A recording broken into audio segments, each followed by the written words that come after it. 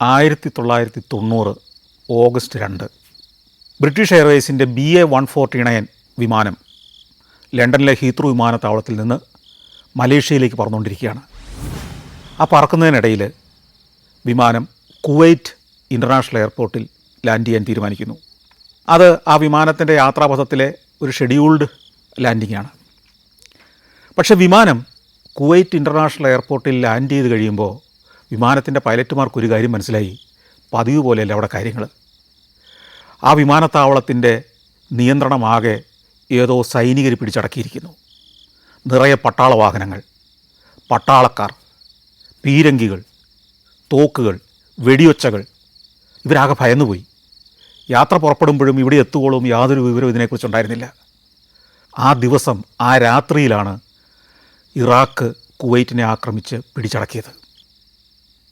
ഇതറിയാതെയാണ് ഈ British Airways വിമാനം ഇവിടെ ലാൻഡ് ചെയ്തത്. ഇറാഖി പട്ടാളം ഈ വിമാനത്തെ തടഞ്ഞു വെച്ചു. ആ വിമാനത്തിലുണ്ടായിരുന്ന 367 യാത്രക്കാരെയും വിമാന ജീവനക്കാരെയും ഇറാഖി പട്ടാളം ബന്ദികളാക്കി. അവിടെ നിന്ന് പറന്നു വരാൻ അവരെ അനുവദിച്ചില്ല. അടുത്ത ദിവസങ്ങളെല്ലാം സംഘർഷഭരിതമായിരുന്നു. കുവൈറ്റി ഭരണ സംവിധാനം ആകെ തകർന്നു. കുവൈറ്റി ഭരണാധികാരികൾ നാട് വിട്ട് പലായനം ചെയ്തു. സൗദി അറേബ്യയിലേക്കും മറ്റ് രാജ്യങ്ങളിലേക്കുമെല്ലാം അവർ രക്ഷപ്പെട്ടു. ആ ദിവസങ്ങളിൽ ആയിരക്കണക്കിന് മലയാളികളും പ്രതീക്ഷയെല്ലാം അവസാനിച്ച് എങ്ങനെ നാടണയാമെന്ന ചിന്തയിൽ സമ്പാദിച്ചതെല്ലാം ആ നാട്ടിൽ ഉപേക്ഷിച്ച് കുവൈറ്റ് വിട്ട് പോയിക്കൊണ്ടിരിക്കുകയാണ്. ഈ തടഞ്ഞു വയ്ക്കപ്പെട്ട BA-149 എന്ന ബ്രിട്ടീഷ് എയർവേസ് വിമാനവും അതിലെ യാത്രക്കാരും അതിലെ ജീവനക്കാരും ഒന്നും ആ രാജ്യം വിട്ട് കുവൈറ്റ് വിട്ട് പുറത്തു പോകാനാകാതെ ബന്ദികളായി 6 മാസത്തോളം തുടർന്നു. ബ്രിട്ടീഷ് ഗവൺമെൻറ് പല തരത്തിൽ സദ്ദാം ഹുസൈനുമായി ചർച്ചകൾ നടത്തി. ഇറാഖിൻ്റെ കീഴിലാണ് ആ സമയമെല്ലാം ഈ കുവൈറ്റ്. സദ്ദാം ഹുസൈൻ ഈ തടഞ്ഞു വയ്ക്കപ്പെട്ട ആളുകളെ മനുഷ്യ കവചമാക്കി ഉപയോഗിക്കുകയാണ്. അതുകൊണ്ട് തന്നെ ഈ യുദ്ധം അവസാനിക്കാതെ ഇവരെ തിരിച്ചു കിട്ടില്ല എന്നുള്ള സ്ഥിതിയിലേക്കെത്തി. ബ്രിട്ടീഷ് ഗവൺമെൻറ്റും അമേരിക്കൻ ഗവൺമെൻറ്റും മറ്റ് രാജ്യങ്ങളുടെ ഗവൺമെൻറ്റുകളും എല്ലാം സദ്ദാം ഹുസൈനുമായി പല ചർച്ചകൾ നടത്തി. ഇറാഖ് ഭരണാധികാരികളുമായി ചർച്ചകൾ നടത്തി. ഇവരെ മോചിപ്പിക്കാൻ ശ്രമിച്ചു. ഒന്നും നടന്നില്ല. അങ്ങനെ ഇരിക്കുമ്പോൾ ഒരു ബ്രിട്ടീഷ് വ്യവസായി ബ്രിട്ടീഷ് സർക്കാരിനെ സമീപിക്കുന്നു. ഞാനൊന്ന് ശ്രമിക്കട്ടെ. ഗവൺമെൻറ് പ്രതിനിധികൾക്കും പ്രധാനമന്ത്രിക്കും ഒന്നും യാതൊരു വിശ്വാസവും ഉണ്ടായിരുന്നില്ല. പക്ഷേ ഒടുവിൽ ഇദ്ദേഹത്തിൻ്റെ ആത്മവിശ്വാസത്തിന് മുന്നിൽ അവർ സമ്മതിച്ചു, ശ്രമിക്കൂ. അങ്ങനെ ആ വ്യവസായി ഏതാനും ദിവസങ്ങളുടെ തയ്യാറെടുപ്പുകൾക്ക് ശേഷം സ്വന്തം വിമാന കമ്പനിയുടെ ഒരു വിമാനത്തിൽ കുവൈറ്റിലേക്ക് യാത്രയാവുന്നു. ആ വ്യവസായിയുടെ പേര് റിച്ചാർഡ് ബ്രാൻസൺ എന്നാണ്. അദ്ദേഹത്തിൻ്റെ വിമാന കമ്പനിയുടെ പേര് വെർജിൻ അറ്റ്ലാന്റിക് എന്നാണ്. വെർജിൻ അറ്റ്ലാന്റിക്കിൻ്റെ ഒരു വിമാനം നിറയെ അവശ്യ മരുന്നുകളും മെഡിക്കൽ ഉപകരണങ്ങളും എല്ലാമായി ഈ റിച്ചാർഡ് ബ്രാൻസൺ സ്വന്തം വിമാന കമ്പനിയുടെ വിമാനത്തിൽ കുവൈറ്റിലെ ഇൻ്റർനാഷണൽ എയർപോർട്ടിൽ വന്നിറങ്ങുകയാണ്. ആ സമയത്ത് കുവൈറ്റിൻ്റെ ഭരണം നടത്തിയിരുന്ന പട്ടാളക്കാർ ഈ മരുന്നുകളും ഈ ഉപകരണങ്ങളും എല്ലാം ഏറ്റുവാങ്ങുന്നു. അധികം താമസിയാതെ 149 യാത്രക്കാരെ, തടവിലാക്കപ്പെട്ടിരുന്ന യാത്രക്കാരെ ഈ വിമാനത്തിൽ കയറ്റി റിച്ചാർഡ് ബ്രാൻസൺ ബ്രിട്ടനിലേക്ക് മടങ്ങുന്നു. ലോകം മുഴുവൻ വാർത്തയായ ഒരു സംഭവമായിരുന്നത്. ഈ വാർത്ത കേട്ട ആളുകൾ അത്ഭുതത്തോടെ ചിന്തിച്ചു, ഇതെങ്ങനെ ഈ മനുഷ്യന് സാധ്യമായി? അതൊരു രസകരമായൊരു കഥയാണ്. ഈ റിച്ചാർഡ് ബ്രാൻസൺ ഒരു സാഹസികനാണ്, സംരംഭകനാണ്, വെർജിൻ എന്ന ഗ്രൂപ്പിൻ്റെ തലവനാണ്. അറ്റ്ലാന്റിക് സമുദ്രത്തിനെ ഒരു ചെറു ബോട്ടിൽ മറികടക്കുക, അല്ലെങ്കിൽ ഹോട്ട് എയർ ബലൂണിൽ ലോകം ചുറ്റുക, ഇങ്ങനെയുള്ള സാഹസങ്ങളിലൂടെ അങ്ങേര് ആ കാലഘട്ടത്തിൽ ലോകപ്രശസ്തനായി കഴിഞ്ഞിരുന്നു. ഈ ഹോട്ട് എയർ ബലൂണിലുള്ള ഇദ്ദേഹത്തിൻ്റെ യാത്രകളുടെ വാർത്തകൾ അറിഞ്ഞ ജോർദാനിലെ ഹുസൈൻ രാജാവ് ഇദ്ദേഹത്തെ ജോർദാനിലേക്ക് ക്ഷണിക്കുന്നു. ജോർദാൻ രാജാവിൻ്റെ ക്ഷണം സ്വീകരിച്ച് റിച്ചാർഡ് ബ്രാൻസൺ ജോർദാൻ്റെ തലസ്ഥാനമായ അമ്മാനിലെത്തുന്നു. രാജാവിൻ്റെ ആതിഥ്യ മര്യാദ സ്വീകരിച്ച് അവിടെ കഴിയുന്ന അദ്ദേഹത്തോട് ജോർദാൻ രാജാവ് പറയുന്നു, എൻ്റെ ഭാര്യ രാജ്ഞിക്ക് ഒരാഗ്രഹമുണ്ട്, ഹോട്ട് എയർ ബലൂണിൽ പറക്കണം. ആ ഹോട്ട് എയർ ബലൂൺ പറക്കലിൻ്റെ ടെക്നോളജി പഠിക്കണം. റിച്ചാർഡ് ബ്രാൻസൺ സമ്മതിക്കുന്നു. അങ്ങനെ ജോർദാനിൻ്റെ തലസ്ഥാനമായ അമ്മാൻ്റെ ആകാശത്തിലൂടെ ഈ ജോർദാൻ രാജാവിൻ്റെ രാജ്ഞിയുമായി റിച്ചാർഡ് ബ്രാൻസൺ ബലൂൺ യാത്രകൾ നടത്തുന്നു. അങ്ങനെ ജോർദാനിലെ ഹുസൈൻ രാജാവും രാജാവിൻ്റെ കുടുംബവുമൊക്കെയായി റിച്ചാർഡ് ബ്രാൻസന് വലിയ ബന്ധമുണ്ടാകുന്നു. ഒരു വലിയ ആത്മബന്ധമായിട്ടത് വളർന്നു. അങ്ങനെ ഇരിക്കുമ്പോഴാണ് കുവൈറ്റിനെ ഇറാഖ് ആക്രമിക്കുന്നതും ഈ പ്രശ്നങ്ങളെല്ലാം ഉണ്ടാകുന്നത്. റിച്ചാർഡ് ബ്രാൻസൺ അറിയാമായിരുന്നു ജോർദാനിലെ ഹുസൈൻ രാജാവിന് സദ്ദാം ഹുസൈനുമായിട്ട് നല്ല ബന്ധമുണ്ടെന്ന്. ബ്രിട്ടീഷ് എയർവേസിൻ്റെ വിമാനവും അതിലെ യാത്രക്കാരും ജീവനക്കാരും ഒക്കെ തടവിലായി കഴിയുമ്പോൾ ഈ ബന്ധം ഉപയോഗിച്ച് അവരെ മോചിപ്പിക്കാമെന്നാണ് റിച്ചാർഡ് ബ്രാൻസൺ കരുതിയിരുന്നത്. അദ്ദേഹം ജോർദാനിലെ ഹുസൈൻ രാജാവുമായി ബന്ധപ്പെട്ടു. ഹുസൈൻ രാജാവ് സദ്ദാം ഹുസൈനുമായി ബന്ധപ്പെട്ടു. നീണ്ട ചർച്ചകൾ നടന്നു. ആ സമയത്ത് അമേരിക്കയും ലോകരാജ്യങ്ങളും ഒക്കെ തന്നെ ഇറാഖിനെതിരെ വലിയ ഉപരോധം ഏർപ്പെടുത്തിയിരിക്കുകയായിരുന്നു. അതുകൊണ്ട് തന്നെ ജീവൻ രക്ഷാ മരുന്നുൾപ്പെടെയുള്ള നിരവധി കാര്യങ്ങൾക്ക് ഇറാഖ് വലിയ പ്രതിസന്ധി നേരിടുകയായിരുന്നു. സദ്ദാം അപ്പോൾ ഒരു ഉപാധി മുന്നോട്ട് വെച്ചു. അവർക്കാവശ്യമുള്ള ജീവൻ രക്ഷാ മരുന്നുകൾ അടിയന്തിരമായിട്ട് കുവൈറ്റിലെത്തിച്ചാൽ ഈ ബന്ദികളെ മോചിപ്പിക്കാം. ഹുസൈൻ രാജാവ് വഴിയാണ് ഈ വ്യവസ്ഥ മുന്നോട്ട് വെച്ചത്. ഈ വ്യവസ്ഥ നടപ്പാക്കുന്നതിന് വേണ്ടിയിട്ടാണ് റിച്ചാർഡ് ബ്രാൻസൺ തൻ്റെ സ്വന്തം വിമാനത്തിൽ നിറയെ ജീവൻ രക്ഷാ മരുന്നുകളും അനുബന്ധ ഉപകരണങ്ങളും ഒക്കെ ആയിട്ട് കുവൈറ്റിലേക്ക് പറന്നിറങ്ങിയതും ഈ ബന്ദികളെ മോചിപ്പിച്ചതും. ഈ ജോർദാനിലെ ഹുസൈൻ രാജാവും അദ്ദേഹത്തിൻ്റെ കുടുംബമായിട്ടുള്ള ബന്ധവും ജോർദാനിലെ അമ്മാൻ്റെ മുകളിലൂടെ ഹുസൈൻ രാജാവിൻ്റെ ഭാര്യയുമായി ഒരു ഹോട്ട് എയർ ബലൂണിൽ പറന്നതിൻ്റെ കഥകളും എല്ലാം റിച്ചാർഡ് ബ്രാൻസൺ തൻ്റെ ലൂസിങ് മൈ വെർജിനിറ്റി എന്ന പുസ്തകത്തിൽ വിശദമായി വിവരിക്കുന്നുണ്ട്. ലൂസിങ് മൈ വെർജിനിറ്റി എന്ന ആ പുസ്തകം വായിച്ച ഓർമ്മയിൽ ജോർദാനിലെ അമ്മാൻ്റെ തെരുവുകളൊക്കെ എൻ്റെ മനസ്സിലുണ്ടായിരുന്നു. ഞാനിപ്പോൾ സഞ്ചരിക്കുന്നത് ജോർദാനിലെ ആ അമ്മാൻ്റെ ആ തെരുവുകളിലൂടെയാണ്. റിച്ചാർഡ് ബ്രാൻസൺ വിവരിച്ച തരത്തിലുള്ള വെള്ള നിറമുള്ള നരച്ച നിറമുള്ള കെട്ടിടങ്ങൾ മാത്രം നിറഞ്ഞ അമ്മാൻ നഗരം. ജോർദാനിലേക്ക് ഒരു 4-5 ദിവസത്തെ സഞ്ചാരത്തിനായിട്ട് ഞാൻ വന്ന് ഇറങ്ങിയതാണ് അവിടെ. ജോർദാൻ്റെ എയർപോർട്ടിൽ നിന്ന് ഏകദേശം 1 മണിക്കൂർ യാത്ര ചെയ്ത് അമ്മാൻ നഗരത്തിലേക്ക് ഞാൻ എത്തിയിരിക്കുകയാണ്. ഞാൻ പോകുന്നത് താമസിക്കാനുള്ള ഹോട്ടലിലേക്കാണ്. എൻ്റെ ഡ്രൈവർ അബ്ബാസ് കുറേ കിലോമീറ്ററുകൾ ഓടി റെഡ് റോസ് എന്ന് പറയുന്ന ഒരു ഹോട്ടലിന് മുമ്പിൽ കൊണ്ടേ കാർ നിർത്തി ഇറങ്ങി. തരക്കേടില്ലാത്തൊരു ഹോട്ടലാണ്. ഇവിടെയാണ് ഇന്ന് രാത്രി ഞാൻ താമസിക്കുന്നത്. ഞാൻ ഹോട്ടലിൽ ചെക്ക് ഇൻ ചെയ്തു. അബ്ബാസ് പോയി. അബ്ബാസിൻ്റെ ഡ്യൂട്ടി കഴിഞ്ഞിരിക്കുന്നു. ഒരു 5 മണി കഴിഞ്ഞപ്പോഴത്തേക്ക് ഞാൻ ഹോട്ടലിലെത്തി. ഈ രാത്രി വെറുതെ ഹോട്ടലിലിരിക്കാൻ പറ്റില്ല. ഇനി നഗരത്തിലേക്ക് പോകണം. നഗരത്തിൻ്റെ ഡൗൺ ടൗൺ ഒന്ന് പരിചയപ്പെടണം. അമ്മാനെ ഒന്ന് കാണണം. അമ്മാൻ ശരിക്കും ടൂറിസ്റ്റുകൾക്ക് വളരെ ആഹ്ലാദം നൽകുന്ന ഒരു നഗരമൊന്നുമല്ല. അവിടെ അത്ഭുതപ്പെടുത്തുന്ന നിരവധി കാഴ്ചകളൊന്നുമില്ല. 1-2 പ്രശസ്തമായ ചരിത്രാവശിഷ്ടങ്ങളല്ലാതെ ഒരു ടൂറിസ്റ്റ് ഫ്രണ്ട്ലി ആയ ഒരു സ്ഥലമായിരുന്നില്ല ഞാനീ പോകുന്ന നാളുകളിൽ അമ്മാൻ. 2014 ഒരു ഓഗസ്റ്റ് മാസത്തിലാണ് ഞാൻ ഈ അമ്മാൻ സന്ദർശിക്കുന്നത്. ഓഗസ്റ്റ് മാസം എന്ന് പറഞ്ഞാൽ നമുക്കറിയാം, അറബി നാടുകളിലും ഇത്തരം പ്രദേശങ്ങളിലും ഒക്കെ നല്ല വെയിലുള്ള നല്ല ചൂടുള്ള കാലാവസ്ഥയാണ്. ഞാൻ ഹോട്ടലിൽ നിന്ന് പുറത്തിറങ്ങി ഇനി ഒരു ടാക്സി വിളിക്കാം നഗരഹൃദയത്തിലേക്ക് പോകാൻ. അപ്പോൾ ചില ടാക്സിക്കാർക്കൊക്കെ കുറേശ്ശെ ഇംഗ്ലീഷ് അറിയാം, ചിലർക്ക് തീരെ അറിയുകയില്ല. അപ്പോൾ ഇവിടെ ടാക്സി വിളിക്കേണ്ടത് എങ്ങനെയാണെന്ന് ഹോട്ടലിലെ ജീവനക്കാരൻ എനിക്ക് പറഞ്ഞു തന്നിട്ടുണ്ട്. നമ്മൾ വഴിയിലിറങ്ങി കടന്നു പോകുന്ന മിക്കവാറും എല്ലാ കാറുകൾക്കും ഒന്ന് കൈ കാണിക്കുക. ആഡംബര കാറുകൾ ഒഴികെ അല്പം പഴയതെന്ന് തോന്നുന്ന എല്ലാ കാറിനും കൈ കാണിച്ചാൽ അവർ ചിലപ്പോൾ വണ്ടി നിർത്തും. ഇതൊക്കെ അനധികൃത ടാക്സികളാണ്. ഒരു വണ്ടിക്ക് കൈ കാണിച്ചു, അയാൾ വണ്ടി നിർത്തി, ഞാൻ അതിൽ കയറി. 3 ദിനാർ ആവശ്യപ്പെട്ടു. 3 ദിനാർ എന്ന് പറഞ്ഞാൽ 300 രൂപയാണ്. ഏതാണ്ട് 100 രൂപയാണ് അക്കാലത്ത് ഒരു ദിനാർ. ഞാൻ സമ്മതിച്ചു. വലിയ തുകയല്ല. ഓടി നഗരഹൃദയത്തിലെത്തി. നഗരഹൃദയത്തിലെത്തുമ്പോഴേക്കും സന്ധ്യയായി തുടങ്ങിയിരിക്കുന്നു. വളരെ രസകരമായ വൃത്തിയുള്ള സ്ട്രീറ്റുകളാണ്. വഴിയോരങ്ങളിൽ മുഴുവൻ പലതരം സ്ഥാപനങ്ങൾ പ്രവർത്തിക്കുന്നു. കടകളാണ് ഏറ്റവും കൂടുതൽ. ബേക്കറികളും പലഹാരക്കടകളും വളരെ കൂടുതലുണ്ട്. അതുപോലെ തന്നെ വസ്ത്രക്കടകളുണ്ട്. പിന്നെ സുവനീറുകളും ഇവരുടെ ട്രഡീഷണൽ ഉപകരണങ്ങളൊക്കെ വിൽക്കുന്ന കുറേ കടകളുണ്ട്. ഈ വഴിയോരങ്ങളിലൊക്കെ ഹുക്കയൊക്കെ വലിച്ചിരിക്കുന്ന ആളുകളെ കാണാം. അതുപോലെ തന്നെ വസ്ത്രത്തിൻ്റെ കടകളാണ് ഏറ്റവും കൂടുതൽ. സ്ത്രീകൾക്കുള്ള അറബി അല്ലെങ്കിൽ ഈ ജോർദാനിയൻ സ്ത്രീകൾക്കുള്ള വസ്ത്രങ്ങൾ, അത് കൂടുതൽ സ്ത്രീകളും പർദ്ദയാണ് അവിടെ ധരിക്കുന്നത്. പുരുഷന്മാർ പക്ഷേ അറബി വസ്ത്രങ്ങളല്ല ധരിക്കുന്നത്, മോഡേൺ വസ്ത്രങ്ങളാണ്. ജീൻസും ടീഷർട്ടും ഒക്കെ ധരിച്ച് നടക്കുന്ന ആളുകളാണ് കൂടുതൽ. അതുപോലെ തന്നെ നിരവധി ആഭരണക്കടകളും നമുക്ക് കാണാം. ആഭരണക്കടകളുണ്ട്, സുഗന്ധലേപനങ്ങൾ വിൽക്കുന്ന, ഊതും അത്തറും ഒക്കെ വിൽക്കുന്ന കടകൾ. കുറേ കാഴ്ചകളെല്ലാം ചിത്രീകരിച്ച് അമ്മാൻ നഗരത്തെ ഒന്ന് പരിചയപ്പെട്ടതിന് ശേഷം ഞാൻ തിരിച്ച് ഹോട്ടലിലേക്ക് മടങ്ങി. അടുത്ത ദിവസം രാവിലെ തന്നെ ഒരാൾ കാറുമായിട്ട് ഞാൻ താമസിക്കുന്ന റെഡ് റോസ് ഹോട്ടലിൻ്റെ മുമ്പിലെത്തി. ഞാൻ ചെക്ക് ഔട്ട് ചെയ്ത് ലഗേജൊക്കെ എടുത്ത് ഈ കാറിലേക്ക് വന്നു. അദ്ദേഹത്തിൻ്റെ പേര് ഹാബിസ് എന്നാണ്. ഹാബിസ് അത്യാവശ്യം നല്ല വണ്ണമൊക്കെയുള്ള ഒരാളാണ്. അപ്പോൾ ഹാബിസ് ആണ് ഇനിയുള്ള 3 ദിവസം എന്നെ ഈ ജോർദാൻ്റെ ഉൾനാടുകളിലേക്ക് കൊണ്ടുവന്നത്, പല കാഴ്ചകളിലേക്ക് കൊണ്ടുവന്നത്. അടുത്ത 3 ദിവസം എൻ്റെ ട്രാൻസ്ലേറ്ററും എൻ്റെ വഴികാട്ടിയും എൻ്റെ ഡ്രൈവറും എല്ലാം ഈ ഹാബിസാണ്. ഞങ്ങൾ യാത്ര ആരംഭിക്കുന്നു. രാവിലെ നഗരത്തിൽ തന്നെയുള്ളൊരു സിറ്റാഡൽ കാണാൻ തീരുമാനിച്ചു. ഈ അമ്മാൻ നഗരം രൂപം കൊള്ളുന്നത് BC 1800-കളിലാണ്.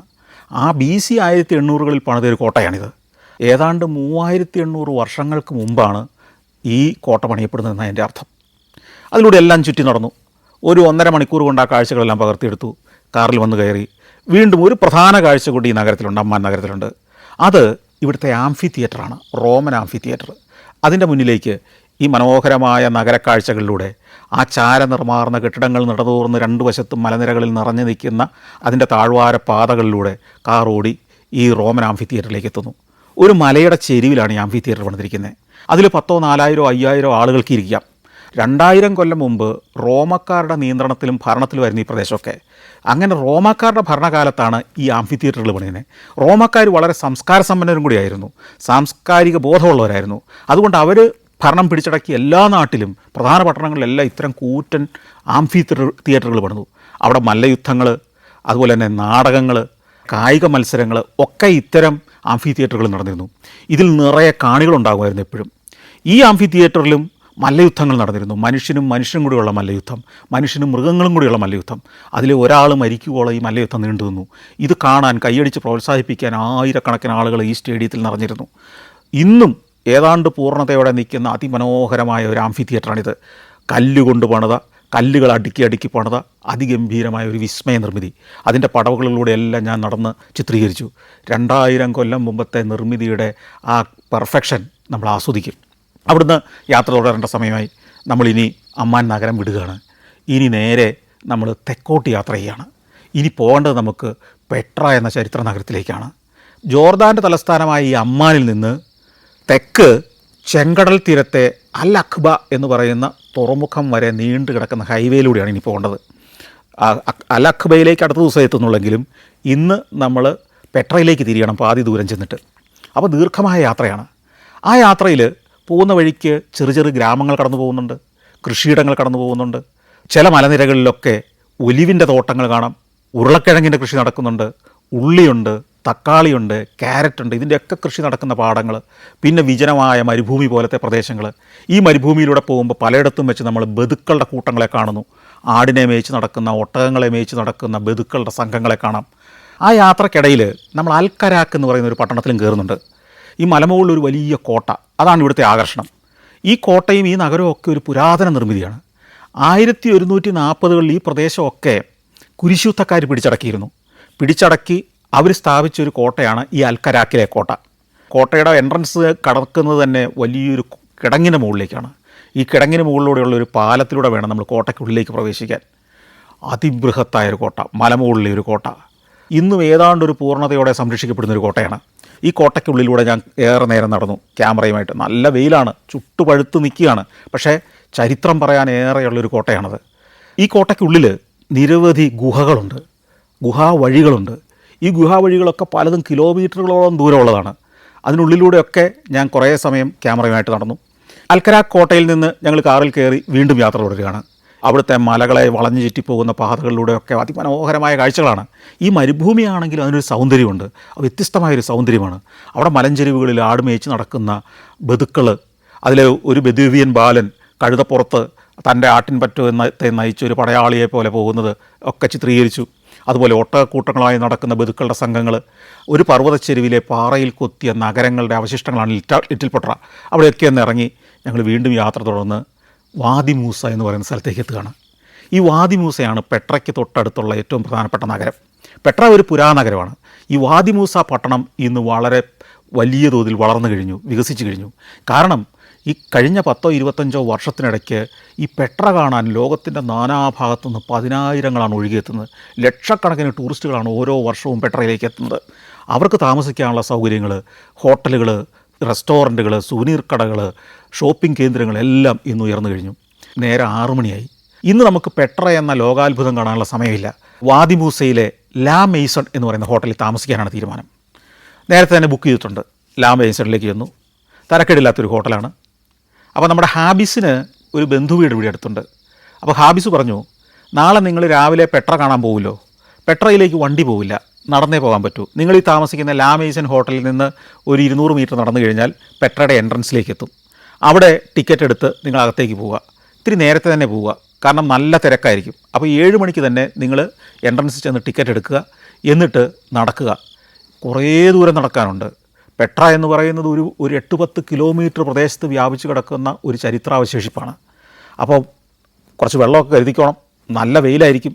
ഒരു 12 മണി വരെയുള്ള സമയം കൊണ്ട് നിങ്ങൾ ഈ കാഴ്ചകളെല്ലാം കണ്ട് തിരിച്ച് പെട്രയുടെ പ്രധാന ഗേറ്റിന് മുമ്പ് വരുമ്പോൾ ഞാനവിടെ ഉണ്ടാവും.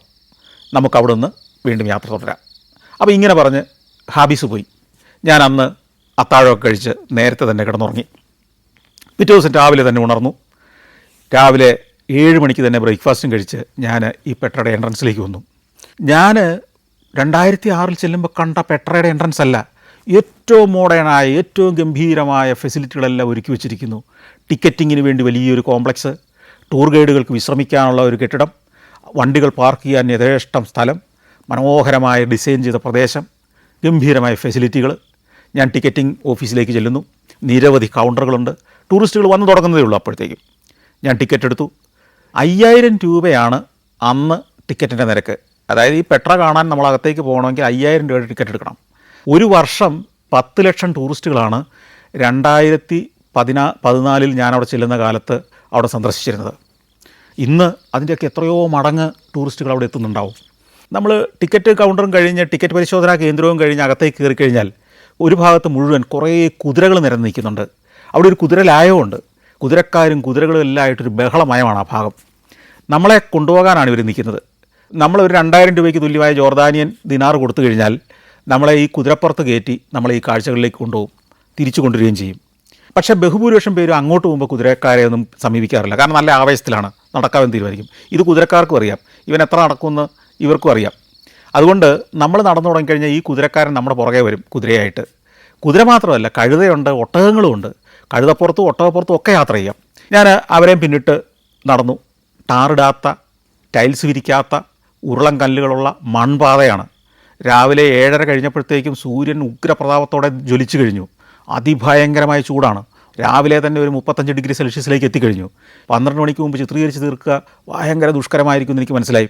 നടന്ന് ആദ്യം ചെല്ലുന്നത് കൂറ്റൻ പാറ ബ്ലോക്കുകളുടെ സമീപത്തേക്കാണ്.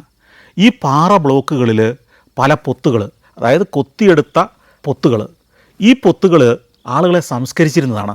ഇതിൻ്റെ പേര് ജിൻ ബ്ലോക്ക് എന്നാണ്. ജിൻ ബ്ലോക്കുകളിലാണ് അക്കാലത്ത് ആളുകളെ സംസ്കരിച്ചിരുന്നത്. ഒരു പ്രത്യേക വിഭാഗം ആളുകളെ സംസ്കരിച്ചിരുന്നത് ജിൻ ബ്ലോക്കുകളാണ്.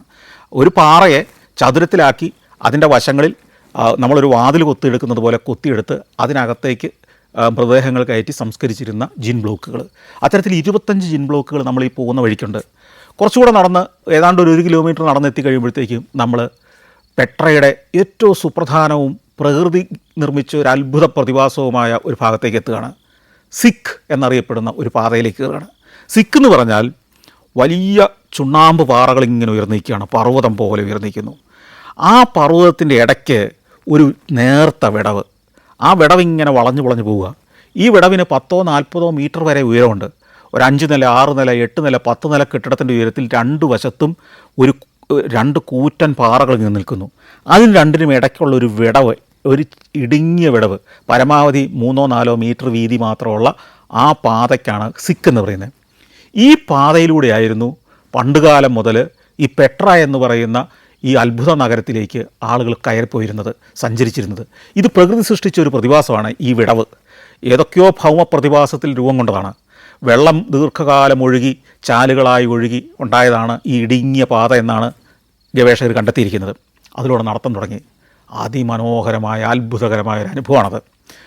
ഈ ആകാശം മുട്ട ഇങ്ങനെ ഉയർന്നു നിൽക്കുന്ന ഈ പാറ, അതിനൊരു പിങ്ക് കളറാണ്. അതിലേക്ക് സൂര്യപ്രകാശം കൂടെ അടിച്ചു കഴിയുമ്പോഴത്തേക്കും മറ്റൊരു നിറത്തിലാവുന്നു. പല വളവുകളും തിരിവുകളുമായിട്ടാണ് വളഞ്ഞാണ് ഈ പോകുന്നത്. അവിടെയൊക്കെ വെയിലടിക്കുന്നു, ചിലയിടത്ത് നിഴലുകൾ വീഴുന്നു, ചിലയിടത്ത് വെയിൽ വീഴുന്നു, വെയിലിൻ്റെ ബീമുകൾ വന്ന് വീഴുന്നു. ഇതെല്ലാം കണ്ടുകൊണ്ട് ഇതിനിടയ്ക്കൂടെയുള്ളൊരു നടത്തം അവിസ്മരണീയമാണ്. പ്രകൃതി സൃഷ്ടിച്ച ഒരു അത്ഭുത പ്രതിഭാസത്തിലൂടെയാണ് നമ്മൾ നടക്കുന്നത്. ഇതിനകത്തൂടെ എല്ലാം ഒട്ടകങ്ങൾ പോകുന്നുണ്ട്, കുതിരകൾ പോകുന്നുണ്ട്, കഴുതകൾ പോകുന്നുണ്ട്, നടന്നു പോകുന്ന ടൂറിസ്റ്റുകളുണ്ട്. ഇവരെല്ലാം ചേർന്ന് അതിമനോഹരമായ ദൃശ്യവിസ്മയമാണ് ഒരുക്കുന്നത്. ഏതാണ്ട് ഒരു 1.5 കിലോമീറ്റർ ദൂരം ഈ സിക്കാണ്, ഇടുങ്ങിയ ഈ വളഞ്ഞ പാത. ഈ സിക്കിൻ്റെ ഒരു വശത്തെ പാറക്കെട്ടിൻ്റെ അടിഭാഗത്തൂടെ ഒരു ചാല് വെട്ടിയിട്ടുള്ളത് കാണാം. ഈ പെട്ര നഗരത്തിലെ ജനവാസയിടത്തിലേക്ക് 14,000 ആളുകളാണ് അവിടെ സ്ഥിരമായിട്ട് താമസിച്ചിരുന്നത്. ഇത് താമസിക്കുന്നത് 2000 കൊല്ലം മുമ്പാണ്. BC അവസാന കാലത്തും AD ആദ്യകാലത്തുമായിട്ടാണ് അവിടെ എല്ലാം മനുഷ്യർ വസിച്ചിരുന്നത്. നബാത്തിയൻസ് എന്ന് പറയുന്ന ഒരു ഗോത്രമാണ് അവിടെ വസിച്ചിരുന്നത്. ഈ നബാത്തിയന്മാർ കച്ചവടക്കാരായിരുന്നു, ട്രേഡേഴ്സ് ആയിരുന്നു. അവർ അറബി നാടുകളിലും മറ്റ് പശ്ചിമേഷ്യയിലും എല്ലാം സഞ്ചരിച്ച് കച്ചവടം നടത്തിയിരുന്നവരാണ്. അവർ ഓരോ കച്ചവടവും കഴിഞ്ഞ് വലിയ സമ്പത്തുമായിട്ട് ഈ പെട്ര എന്ന് പറയുന്ന അവരുടെ നാട്ടിലേക്ക് വരും. ഈ പെട്ര കൂറ്റൻ മലകൾക്കിടയിലുള്ള ഒരു നഗരമായിരുന്നു. ഈ നാടിനെക്കുറിച്ച് പരിചിതമല്ലാത്ത ഒരാൾക്കും ഈ പ്രദേശം കണ്ടുപിടിക്കാൻ കഴിയുമായിരുന്നില്ല. പർവ്വതങ്ങളുടെ ഇടയിൽ ഇടുക്കിൽ ഉണ്ടായിരുന്ന ഒരു വലിയ വികസിത നഗരം. അന്യനാട്ടുകാർക്ക് ഇതിനെക്കുറിച്ച് വലിയ ധാരണയുണ്ടായിരുന്നില്ല. വലിയ കച്ചവടത്തിനും സമ്പത്തുണ്ടാക്കിയതിന് ശേഷം ആ സമ്പത്തുമായിട്ട് അവരിവിടെ വന്നു. ഇവിടെ അതിഗംഭീരമായൊരു നഗരം രൂപപ്പെടുത്തി. അപ്പോൾ ഈ നഗരത്തിൽ എല്ലാ അടിസ്ഥാന സൗകര്യങ്ങളും ഉണ്ടായിരുന്നു. 2000 കൊല്ലം മുമ്പത്തെ ഒരു ആധുനിക നഗരമായിരുന്നത്. അതുകൊണ്ട് തന്നെ നഗരത്തിന് പുറത്തു നിന്ന് നഗരത്തിലേക്ക് ഈ ചാലിലൂടെ വെള്ളം കൊണ്ടുവന്നിരുന്നു. സ്ഥിരമായി ജലം ലഭ്യമാക്കിയിരുന്നു. നഗരത്തിൽ ഡാമുകൾ പണിത് വെള്ളം റിസർവ് ചെയ്തിരുന്നവർ. അങ്ങനെ ഏറ്റവും മികച്ച അടിസ്ഥാന സൗകര്യങ്ങൾ. റോഡ് മുഴുവൻ കല്ല് വിരിച്ചിരുന്നു. പരന്ന കല്ല് വിരിച്ച് റോഡെല്ലാം അക്കാലത്ത് ഏറ്റവും ഗംഭീരമാക്കിയിരുന്നു. അതിലൂടെ കുതിരവണ്ടികളും കഴുതവണ്ടികളും ഒട്ടകവണ്ടികളും സഞ്ചരിച്ചിരുന്നു. ഒട്ടകപ്പുറത്ത് കയറി ചരക്കുമായി അവർ വിദൂര നാടുകളിലേക്ക് പോയിരുന്നു. തിരിച്ചു സമ്പത്തുമായി തിരിച്ചു വന്നിരുന്നു. അത് സുരക്ഷിതമായി സൂക്ഷിക്കാനുള്ള വീടുകളും സ്റ്റോറേജുകളും ഖജനാവുകളും അവർ പണിതു വെച്ചിരുന്നു. അവർക്ക് വേണ്ട ആംഫി തിയേറ്ററുകൾ അവിടെ ഉണ്ടായിരുന്നു. അവർക്ക് വേണ്ട ക്ഷേത്രങ്ങൾ അവിടെ ഉണ്ടായിരുന്നു. അവർക്ക് വേണ്ട വീടുകൾ അവിടെ ഉണ്ടായിരുന്നു. അതെല്ലാം ഈ മലയിൽ കൊത്തിയെടുത്ത വീടുകളായിരുന്നു. അപ്പോൾ അങ്ങോട്ടാണ് നമ്മൾ നടക്കുന്നത്. ഈ സിക്കിലൂടെ ഏതാണ്ട് ഒരു 1.5 കിലോമീറ്റർ നടന്നു കഴിയുമ്പോഴത്തേക്കും അങ്ങകലെ ഈ വിടവിനങ്ങേയറ്റത്ത് ഒരു ചെറിയ രൂപം പ്രത്യക്ഷപ്പെടുകയാണ്. പെട്ര എന്ന് കേൾക്കുമ്പോഴേ നമ്മുടെ മനസ്സിലേക്ക് വരുന്ന ആ ദൃശ്യം, മനോഹരമായി ചുവന്ന പാറയിൽ കൊത്തിയെടുത്ത ആ നിർമ്മിതി, പെട്രയിലെ ട്രഷറി ബിൽഡിങ്, അതിമനോഹരമായ നിർമ്മിതി. ഇത്രയും ദൂരം നമ്മൾ നടന്നത് പ്രകൃതി നിർമ്മിച്ച അത്ഭുതത്തിലൂടെയാണെങ്കിൽ ഇപ്പം നമ്മൾ എത്തുന്നത് ആ പ്രകൃതിയിൽ മനുഷ്യൻ കൊത്തിയെടുത്ത അത്ഭുതത്തിന് മുന്നിലേക്കാണ്. ലോകപ്രശസ്തമായ ആ കെട്ടിടത്തിന് മുന്നിലേക്ക് നമ്മൾ എത്തുകയാണ്. പെട്രയിലെ ട്രഷറി ബിൽഡിംഗ്. ആ ട്രഷറി ബിൽഡിങ്ങിൻ്റെ മുൻഭാഗം വലിയൊരു മുറ്റമാണ്. ഒരു ചുറ്റും പാറക്കെട്ടുകൾ നിറഞ്ഞ കൂറ്റൻ പാറക്കെട്ടുകൾ നിറഞ്ഞു നിൽക്കുന്നതിൻ്റെ അടിയിലെ ഒരു സമതലം. അതിൻ്റെ ഒരു വശത്തെ പാറക്കെട്ടിൽ മനുഷ്യൻ കൊത്തിയെടുത്തതാണ് ഈ ട്രഷറി ബിൽഡിങ്. അത് കല്ലുകൊണ്ട് അടുക്കി പണിതതല്ല. ഒരു പാറയിൽ കാർവ് ചെയ്തെടുത്ത ഒരു മഹാനിർമ്മിതിയാണ് ഈ പെട്രയിലെ ട്രഷറി ബിൽഡിങ്. മനോഹരമായൊരു നിർമ്മിതി. ഈ ട്രഷറി ബിൽഡിങ്ങിന് പേര് വരാൻ കാര്യം ഇതിനകത്ത് സമ്പത്ത് സൂക്ഷിച്ചിരുന്നതുകൊണ്ടായിരുന്നില്ല എന്നാണ് ചരിത്രകാരന്മാർ പറയുന്നത്. ഈ നബാത്യന്മാർക്ക് ശേഷം പിന്നീട് ദീർഘകാലം ഇതാരാലും കാണാതെ വിസ്മരിക്കപ്പെട്ട് കിടന്നു. പക്ഷെ പിന്നീട് ബതുക്കൾ, നാടോടികളായ ബതുക്കൾ ഇവിടെ കടന്നു കയറി. അവർ ഈ കെട്ടിടത്തിനുള്ളിലെ ഇതിൻ്റെ മുകളിലെ താഴികക്കുടത്തിലും പലയിടത്തും നിധി സൂക്ഷിച്ചിട്ടുണ്ടെന്ന് വിശ്വസിച്ചിരുന്നു. പക്ഷേ അവർക്ക് അതിൽ കയറി ഇതെടുക്കാൻ ഭയമായിരുന്നു. ഈ മന്ദിരത്തിലെ നിധി കാക്കാൻ ഭൂതത്താന്മാരും പിശാചുക്കളും ഉണ്ടെന്ന് അവർ വിശ്വസിച്ചിരുന്നു. അതുകൊണ്ട് തന്നെ ഈ കെട്ടിടം തല്ലിപ്പൊട്ടിച്ചത് പുറത്തെടുക്കാൻ അവർ ശ്രമിച്ചില്ല. പക്ഷേ ഇപ്പോഴും നമ്മൾ സൂക്ഷിച്ച് നോക്കിയാൽ കാണാം അതിൻ്റെ ചുവരുകളിൽ വെടിയുണ്ട പതിച്ച പാടുകൾ. താഴെ നിന്ന് വെടിവെച്ച് ഇത് പൊട്ടിക്കാനൊരു ശ്രമം അവർ നടത്തി നോക്കി. കയറി തല്ലിപ്പൊട്ടിക്കാനുള്ള ധൈര്യം അവർക്കുണ്ടായിരുന്നില്ല. ആ ട്രഷറി ബിൽഡിങ്ങിൻ്റെ പല ആംഗിളിലുള്ള ദൃശ്യങ്ങൾ ഞാൻ പകർത്തിയെടുത്തു. അതെവിടെയാണ് ഇരിക്കുന്നതെന്ന് മനുഷ്യന് മനസ്സിലാകുന്ന, പ്രേക്ഷകർക്ക് മനസ്സിലാകുന്ന പോലെ വളരെ വിശദമായി ചിത്രീകരിച്ചു. ഈ ട്രഷറി ബിൽഡിങ്ങിൻ്റെ മുറ്റത്ത് ഒട്ടകങ്ങളും കുതിരകളും കഴുതകളും ഒക്കെയായി നാട്ടുകാർ ടൂറിസ്റ്റുകളെ പ്രതീക്ഷിച്ച് നിൽക്കുന്നു. ടൂറിസ്റ്റുകളുടെ വലിയ സംഘങ്ങൾ ഒഴുകിയെത്തുന്നു. അവർക്ക് ഈ ട്രഷറി ബിൽഡിങ്ങിൻ്റെ കഥ പറഞ്ഞു കൊടുക്കുന്ന ഗൈഡുമാർ, അതിമനോഹരമായ ഒരു ആംബിയൻസ്, വെയിൽ ചീളുകൾ പതിച്ച് ആ പ്രദേശത്തിന് അഭൗമമായ ഒരു സൗന്ദര്യം നൽകുന്നു. ആ കാഴ്ചകളെല്ലാം പകർത്തിയെടുത്തു. എത്ര നേരം നിന്നാലും ചിത്രീകരിച്ച് മതിവരാത്ത കാഴ്ചകളാണ്. പക്ഷേ നിൽക്കാൻ നേരമില്ല. ഞാൻ നടന്നു. വീണ്ടും നമ്മൾ മുമ്പോട്ട് നടക്കാം. ഈ മലയിടുക്കിലൂടെ നടന്ന് നമ്മൾ എത്തുന്നത് ടൂമ്പുകൾ, അതായത് ശവസംസ്കാര സ്ഥലങ്ങളായ പാറയിൽ കൊത്തിയെടുത്ത നിരവധി ടൂമ്പുകളുള്ള ഖബറിടങ്ങളുള്ള സ്ഥലങ്ങളിലേക്കാണ്. അത് പല പാറകളിൽ നിരവധി ടൂമ്പുകൾ. അതുപോലെ തന്നെ ഈ പർവ്വതച്ചെരുവുകളിൽ നിരവധി പൊത്തുകളുണ്ട്. ചതുരാകൃതിയിലുള്ള പൊത്തുകൾ, ഗുഹകൾ പണിതു വച്ചിരിക്കുന്നു. ഇത്തരം ഗുഹാ വീടുകളിലായിരുന്നു അന്ന് മനുഷ്യർ വസിച്ചിരുന്നത്. നമ്മൾ തുർക്കിയിലെ കപ്പഡോക്കിയയിലൊക്കെ അത്തരം ഗുഹാ വീടുകൾ ധാരാളം കണ്ടിട്ടുണ്ട്. ഏതാണ്ട് അതേ കാലഘട്ടത്തിൽ ഇവിടെ നിരവധി ഗുഹാ വീടുകളിലാണ് മനുഷ്യർ വസിച്ചിരുന്നത്. അതെല്ലാം ഈ പാറച്ചെരുവുകളിൽ കൊത്തിയെടുത്തിരിക്കുന്നു. വീണ്ടും മുന്നോട്ട് നടക്കുമ്പോഴത്തേക്കും ഇവിടുത്തെ ആംഫി തിയേറ്ററിലേക്ക് എത്തുന്നു. വമ്പനൊരു ആംഫി തിയേറ്ററാണ്. ഈ നബാത്യന്മാർ ഈ പശ്ചിമേഷ്യയിലും അറബി നാടുകളിലും റോമിലും ഒക്കെ സഞ്ചരിച്ചിരുന്നവരാണ്. അതുകൊണ്ട് തന്നെ ഇവർ പല നാടുകളിലെ ആർക്കിടെക്ചറൽ വിദ്യകൾ പഠിച്ചിരുന്നു. അങ്ങനെയാണ് റോമൻ ശൈലിയിലുള്ള ഒരു ആംഫി തിയേറ്റർ കൂടി ഇവിടെ പണിയുന്നത്. അതിമനോഹരമായ ഒരു ആംഫി തിയേറ്റർ. പക്ഷേ അത് പലതും നശിച്ചു പോയിരിക്കുന്നു. എങ്കിലും ആംഫി തിയേറ്ററിൻ്റെ ആ രൂപം നമുക്ക് വ്യക്തമാണ്. വീണ്ടും മുമ്പോട്ട് നടക്കുകയാണ്. മുമ്പോട്ട് നടക്കുമ്പം മലയുടെ മറ്റേ ചെരുവിൽ അങ്ങ് മുകളിൽ ഒരു റോയൽ ടൂമ്പുകൾ കാണാം. അങ്ങോട്ട് നടക്കണം, മല കയറി നടക്കണം. അപ്പോഴത്തേക്കും വെയിൽ തീഷ്ണമായി. നടന്ന് മടുത്തു. ഈ സമയമായപ്പോഴത്തേക്കും ഒരു 5 കിലോമീറ്റർ ഞാൻ നടന്നു കഴിഞ്ഞു. നല്ല സമതലമല്ല, ഉരുളൻകല്ലുകളും പാറക്കെട്ടുകളും കടന്നു വേണം കടന്നു പോകാൻ. അതിനിടയ്ക്ക് ഈ ദൃശ്യങ്ങളെല്ലാം പകർത്തിയെടുക്കണം, ഒന്നൊഴിയാതെ പകർത്തിയെടുക്കണം. മടുത്തു തുടങ്ങിയപ്പോഴത്തേക്കും നല്ല ചൂടായി, വെയിലിന് നല്ല ചൂടായി കഴിഞ്ഞു. മല കയറി ഞാൻ ഈ റോയൽ ടൂമ്പിൻ്റെ സമീപത്തേക്ക് എത്തി. കൂറ്റൻ പാറയിൽ കൊത്തിയെടുത്ത ഒരു മഹാനിർമ്മിതിയാണ് ഈ റോയൽ ടൂംസും. അതിനുള്ളിൽ രാജാക്കന്മാരെയും രാജകുടുംബത്തിലെ അംഗങ്ങളെയും സംസ്കരിച്ചിരുന്നതാണ്. അതിൻ്റെ ചുവട്ടിൽ നിൽക്കുന്ന മനുഷ്യരുടെ വലിപ്പമായിട്ട് താരതമ്യപ്പെടുത്തുമ്പോഴാണ് കൂറ്റൻ പാറയിൽ ഒരു മനുഷ്യ സമൂഹം 2000 കൊല്ലം മുമ്പ് ഇത്തരം മഹാനിർമ്മിതികൾ ഉണ്ടാക്കിയെടുത്തത് നമ്മൾ അത്ഭുതപ്പെട്ടു പോകുന്നത്. കല്ലിൻ്റെ മുകളിൽ കല്ലടുക്കി പണിതതല്ല, കയ്യിലെ ഉളി കൊണ്ട് പാറയെ കൊത്തി ഒരുക്കി മഹാനിർമ്മിതികളാക്കി മാറ്റിയ അത്ഭുതങ്ങളാണ്. അതിന് ചുറ്റും നടന്നു, ആ കാഴ്ചകൾ ചിത്രീകരിച്ചു. വീണ്ടും മലമ്പാതകളിലൂടെ നടക്കണം, 8-9 കിലോമീറ്റർ നടക്കണമെന്ന് ഓർക്കണം. ഉണങ്ങിപ്പോയ നദിയെ മറികടന്ന് അതിന് കുറുകെയുള്ള പാലത്തിലൂടെ കടന്നു ചെല്ലുമ്പോൾ ഒരു പെൺകുട്ടി ചിരിച്ചുകൊണ്ട് നിൽക്കുന്നു, ഒരു കൊച്ചു പെൺകുട്ടി. അവളുടെ കൂടെ ഒരു കഴുതയുണ്ട്. എന്നോട് ചോദിച്ചു, ഇനി കഴുതപ്പുറത്ത് പോയാൽ പോരെ? ഞാൻ നടന്നു മടുത്തിരിക്കുന്നതെന്ന് അവൾക്ക് മനസ്സിലായി. ഞാൻ പറഞ്ഞു, എനിക്ക് കഴുതപ്പുറത്ത് പോയാൽ എൻ്റെ പണി നടക്കില്ല. കാരണം ഈ കഴുത കുലുങ്ങി പോകുമ്പം എനിക്ക് ഷൂട്ട് ചെയ്യാൻ പറ്റില്ല. അതുകൊണ്ട് എനിക്ക് നടന്നേ പോകാൻ പറ്റുള്ളൂ. ഞാൻ ചോദിച്ചു, നിൻ്റെ പേരെന്താ? അപ്പോൾ അവൾ പറഞ്ഞു, തമാൻ. അവളുടെ പേര് പറഞ്ഞിട്ട് അവൾ ഉടനെ തന്നെ പറഞ്ഞു, ഇവളുടെ പേരെന്താണെന്നറിയാവോ? അലക്സാണ്ട്ര എന്നാണ്. അവളുടെ കഴുത അവളുടെ കൂട്ടുകാരി തന്നെയാണ്. ആ കഴുതക്കുട്ടിക്ക് ഇവൾ മനോഹരമായൊരു പേരായിട്ടിരിക്കുന്നത് അലക്സാണ്ട്ര. തമാൻ വളരെ പ്രതീക്ഷയോടാണ് കാത്തുനിന്ന് എനിക്ക് മനസ്സിലായി. ഞാൻ കുറച്ച് പൈസ എടുത്ത് തമാൻ്റെ കയ്യിലേക്ക് കൊടുത്തു.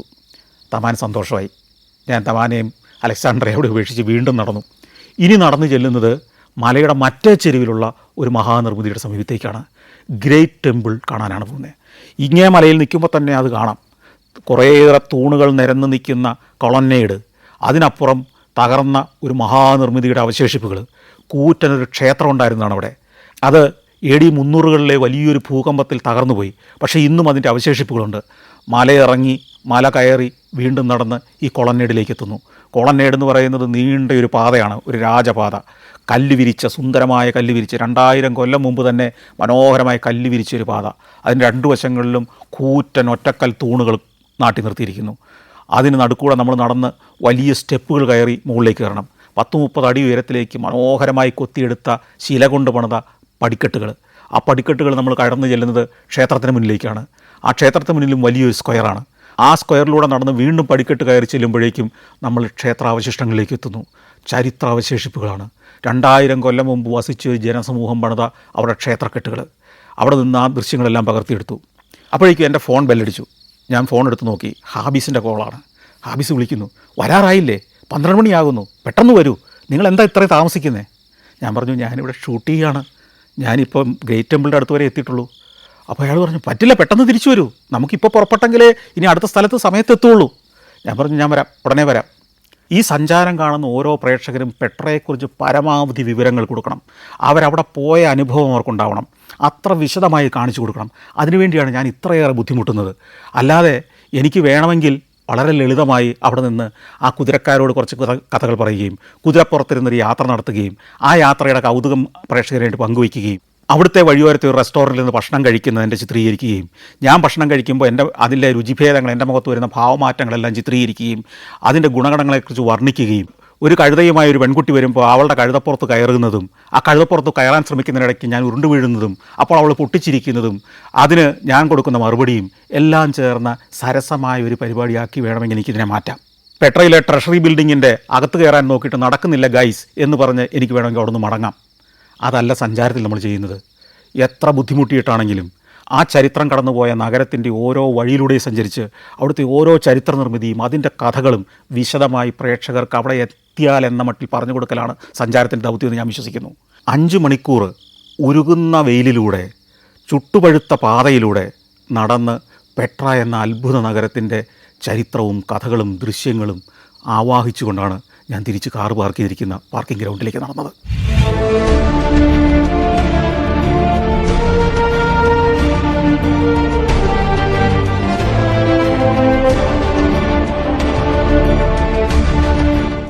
Morocco, north Macedonia, Kazakhstan, Zambia, Zimbabwe. സഞ്ചാരം പെൻഡ്രൈവ് വോളിയം നമ്പർ 21. അപൂർവ ദൃശ്യയാത്രാ വിവരണ ശേഖരം ഉടൻ സ്വന്തമാക്കാൻ സഞ്ചാരം എന്ന് SMS ചെയ്യൂ. ഫോൺ 9995 444 222.